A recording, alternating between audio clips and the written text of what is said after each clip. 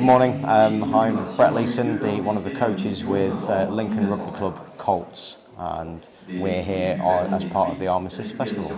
And my name's Helena, Sharman, and I'm the team manager of the Lincoln Colts as well. And I've had great pleasure of working with John to arrange this amazing trip.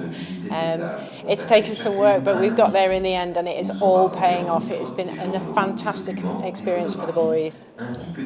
We started off yesterday with a visit to the Lochnagar crater and memorial, which I think, as an introduction to what we're trying to do here over the 5 days, was fantastic. I think the shock and awe scale of seeing something like that really got the boys' minds into why we're here and what this Armistice Festival is all about. What we're doing and what they saw really was impressed upon them, and then set the tone for the rest of the day. For quite an excitable group of young adults, the respect and the sort of reverence they are giving all of the stands that we've done yesterday and today. It's really sort of pressing home the reason for the festival. I think one of the things that sticks in my memory from yesterday was when we went to the Tiepval Memorial, where actually a number of our families had a look in the books and the records of remembrance, and they found what they think could be relatives. So they're all very excited to now go home, use the information they found, and go and see if they actually have got connections with some of those who were lost and who have been remembered at Tiepval. I think also the whole scale of the memorial just completely, almost overpowered them, but in a really good way.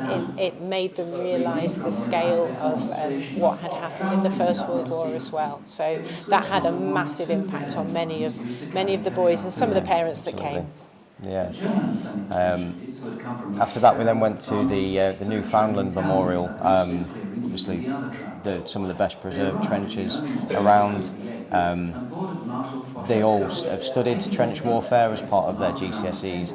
We all know, or think we know, what trench warfare is about. And then to actually see the conditions, see the scale, just that one small site, one small sector of the front, but to see the trench network and how close the actual German lines were to the Allied lines at the time, I think it really brought home to them just what they were facing back then, and how sort of you were almost looking in the whites of the eyes of the enemy, and to live like that for perhaps months or even years on end, really sort of driven home to the boys, and they again deepen that respect that they've had for what we're doing here over the next couple of days.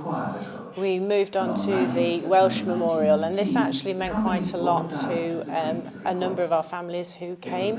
We were very lucky to have with us a father and son who are actually Welsh, so they took an active part in the ceremony, which was fantastic. And we also tried to incorporate two boys who have military links. One's a cadet and one whose father is in the RAF as well. And we will also be then mimicking that later on when we do another memorial celebration, because we in Lincolnshire have a lot of military links, and we've been fortunate that we can bring some of those families with us, so it has such an impact on our group. It was amazing. Yeah, we're actually lucky enough to be able to represent all three services with the families that we have here, either serving or veterans.